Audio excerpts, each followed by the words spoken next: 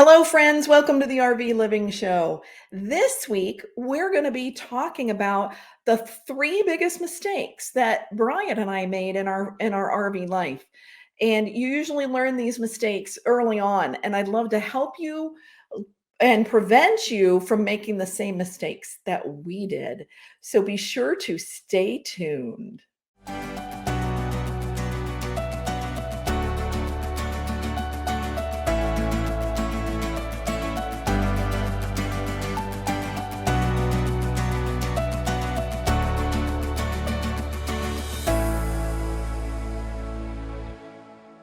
Welcome back, friends. I'm so excited that you've joined me today. I'm Luann Street from Design Your RV Life.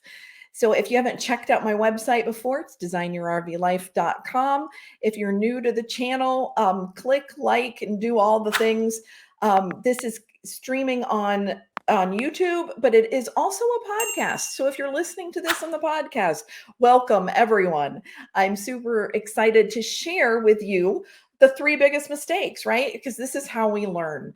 This is how we learn from either our own mistakes or we learn from other people's mistakes. So I'm hoping to help you not make these mistakes in your RV life. I also have a little motto that I love, and I actually got this from, I can't remember where I got it from actually, but I've internalized this because so many times we beat ourselves up because, well, we made that mistake. Oh no, we shouldn't have done that, right? But you know what? If you turn them into lessons, then it just makes it so much better. So if you learn from them and you don't keep repeating them, they become lessons, right? But if you keep repeating them over and over and over again, then you can call them a mistake. So let's dive into the first one that I'm going to talk about today.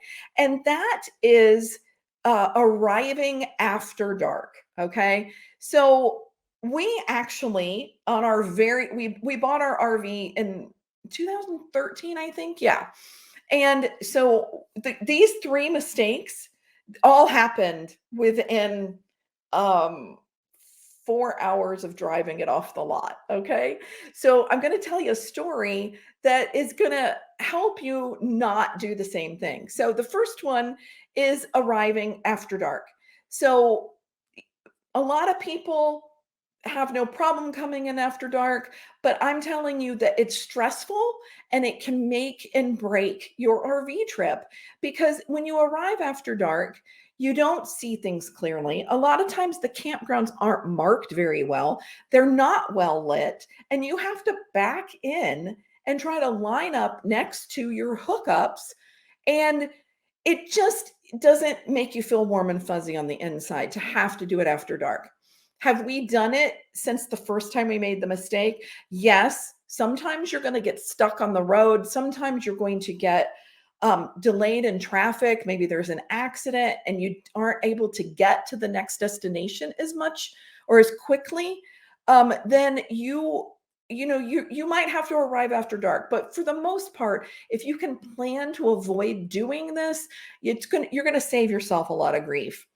The other thing that arriving after dark does to kind of make your RV life not so fun is that, you're tired. You just drove from however many hours you drove, and you're pulling in and you're parking in the dark, and you can't enjoy the campfire, which is a huge part of RVing, to get out, put out your chairs, put out your rug, have a relaxing drink around the campfire, or while you're grilling, you're sitting and enjoying something, but you're not able to do that because you're arriving after dark.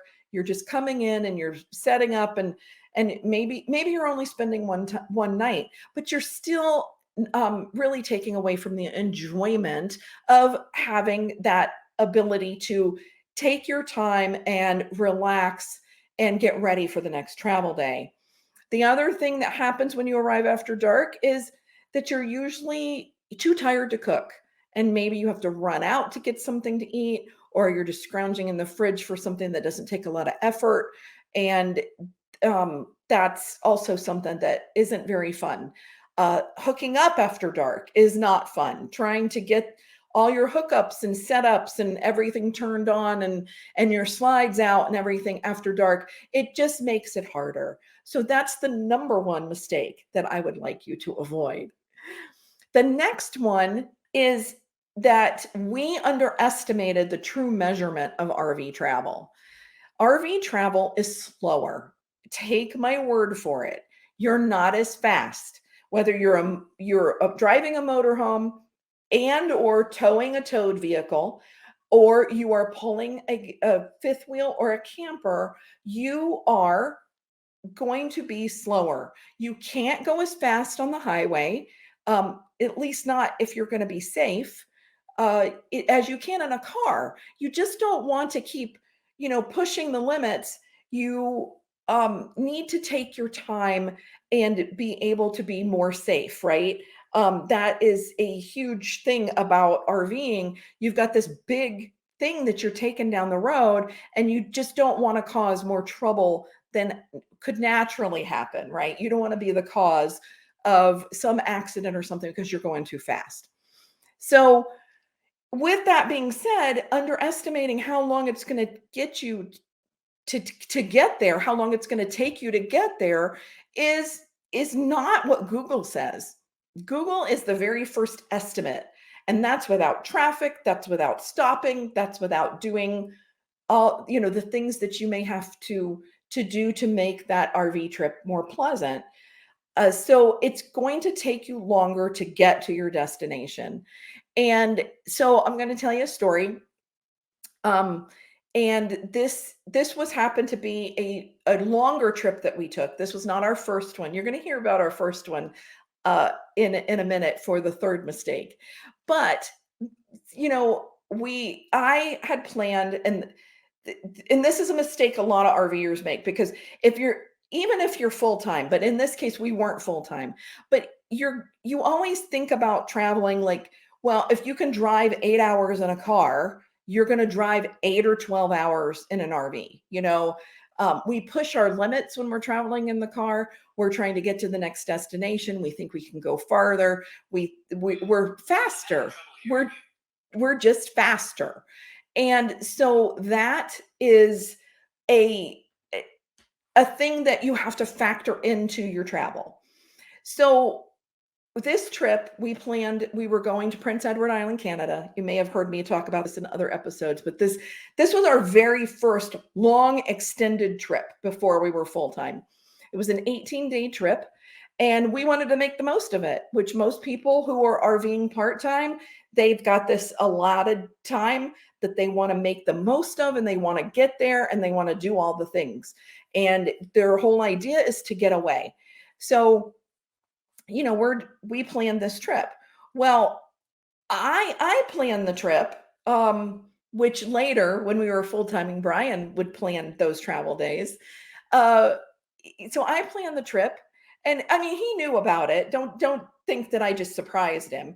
But we kind of put it 500 miles a day, which is what, 6, maybe 8 hours of travel, because we could do that in the car, not even understanding that it takes longer to pull off the road.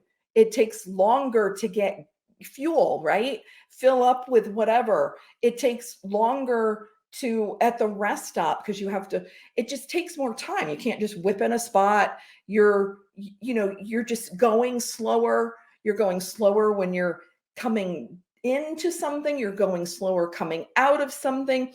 You're just not as fast. And so underestimating that travel time can really make your RV travel really not fun, because you're exhausted. And that goes back to arriving after dark. And so on this same trip, we actually did that. We arrived after dark. We didn't get a chance to do our campfire. We didn't get a chance to have a leisurely wind down for the day, because we were making these 3 days that we were heading up to Canada. We wanted to get there. And so 3 days, 1,500 miles, 500 miles a day. Well, Brian was exhausted. He did most of the driving, and he was just exhausted. And honestly, as a passenger, you get tired too, because you're in the RV. Travel day is tiring. So that is the number 2 mistake that I'd like you to avoid. Plan your travel days with less mileage until you get to know what your stamina is. I'm not saying you have to not go 6, 8 hours in your RV. I'm just saying that it does lessen the enjoyment of it. And you also have to know what your own physical self can do. If you can tolerate going longer, if you're driving is easier. I think the thing that we found out is that driving the motorhome, you're big, you're wide, you're trying to stay in the lane, you're looking at traffic, you're pulling a toad behind you. Same thing with pulling a fifth wheel. You've got something behind you, you're trying to make those turns, you're super careful. There's a lot of mental energy that goes into this, not just the physical part of actually driving it down the road, and it can be exhausting. So the number 2 mistake that I'd like you to avoid is don't underestimate this measure of RV travel. Take it slower until you can actually have a measurement that you can go by for what's comfortable for you. The third RV mistake that we felt was one of our biggest ones was that the very first trip that we did when we drove off the lot, and we actually, all 3 of these apply, right? But we made our very first trip driving off the lot 3.5 hours from home. That is something I do not recommend when you are a new RVer and you're trying to figure this stuff out. You do not want to go that far from home. So and let's talk about the reasons for that. So the reason you don't want to do that is because you're learning, you're trying to figure out how to get this thing hooked up. If you get somewhere and in an unfamiliar place and you can't do something or remember how to do something and get it all set up, at least you're close to home that if you couldn't camp for the night, you could go back home, right? That's a one thing that you can avoid by camping close to home, right? Is that first night, not be able to set it all up properly, or maybe you just need to take your time and think through more things, or just learn your systems, period, right? So the other thing about camping close to home is letting you have that comfort of just being in familiar surroundings. If you've gone off somewhere, you don't know where Walmart is, if you need this or that you forgot. Of course, you can GPS it, but I'm talking about coming from the comfort level of doing this kind of thing, right? If you camp close to home, you're comfortable. You can get things as you need it. You're in familiar territory. You can even get, if your dealer's close by, you can even call them, have some advice, go back, get some extra supplies that you didn't think about. And like I said, in another episode, I'm doing the 14 must-have things for every new RVer. So you're going to want to check out that, and I'll link it in the show notes below. So as you're getting started, you want to camp that close to home. So let's tell you my story. So I shouldn't say we. I had nothing to do with this. And Brian's not around to refute this. So I get to tell this story my way, right? So anyway, we took the camper and we packed it up, and Brian had made this reservation to go to South Carolina. We lived in North Carolina, and this was a 3.5-hour trip from our house. So we picked up the RV. We knew that there was one small mechanical thing. It was a belt in the air conditioner. This was used, okay? There was a belt in the air conditioner that was squeaking that we knew we were going to have to fix. And at least we thought it was the air conditioner. So we had packed up the RV. We're ready to go. We're going down 26, which is the road that goes from Asheville, North Carolina to, we were going to Myrtle Beach, South Carolina. And as we went down the mountain and we got to Spartanburg, we kept hearing the squeaking, and it was earlier in the day. It was like 11 o'clock in the morning. And so we decided that we would pull into Camping World because that's where we had bought our first rig.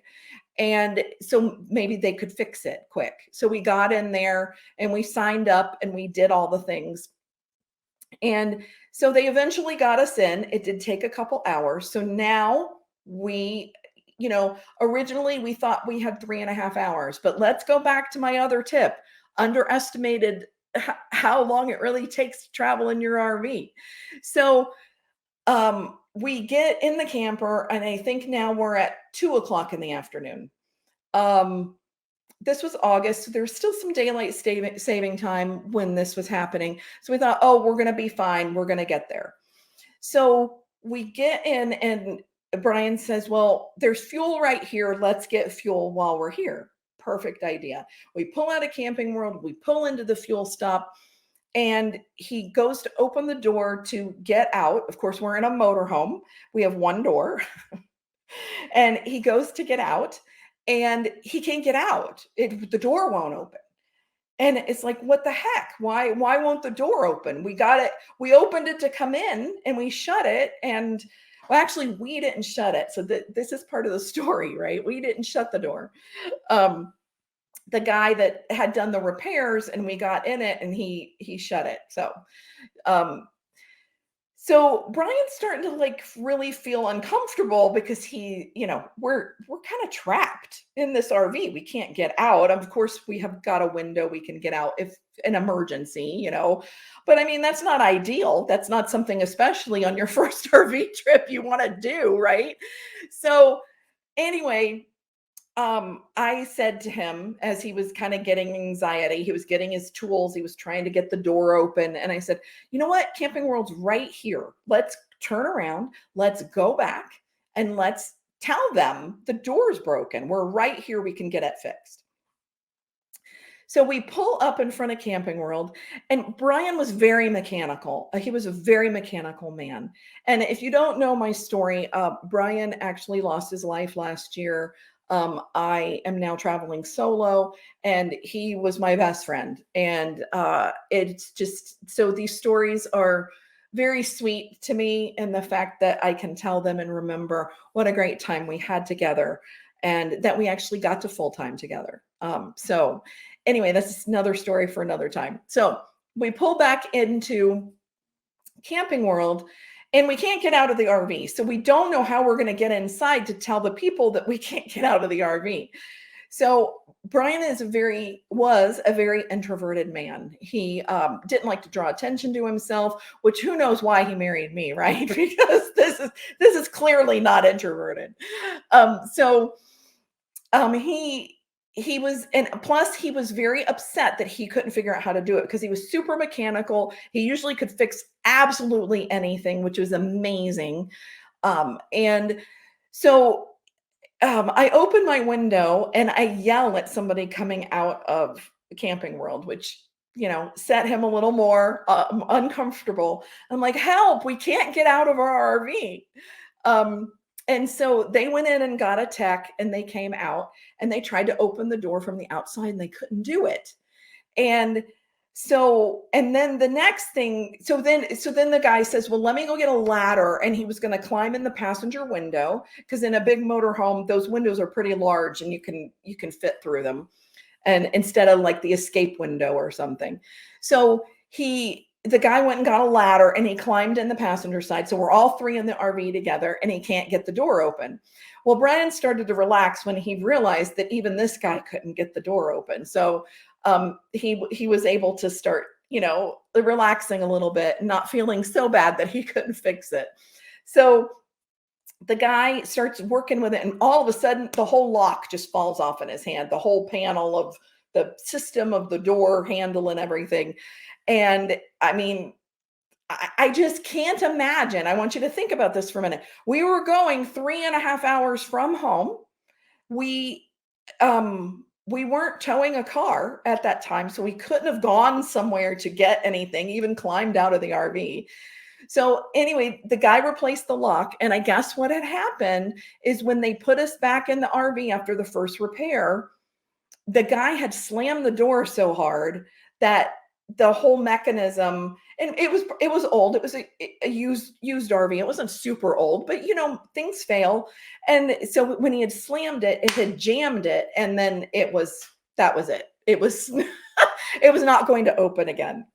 So thank goodness that we were right there, right? So now this helped us make the number two, or the number one and the number two mistake, which is arriving after dark, because this has delayed us even more.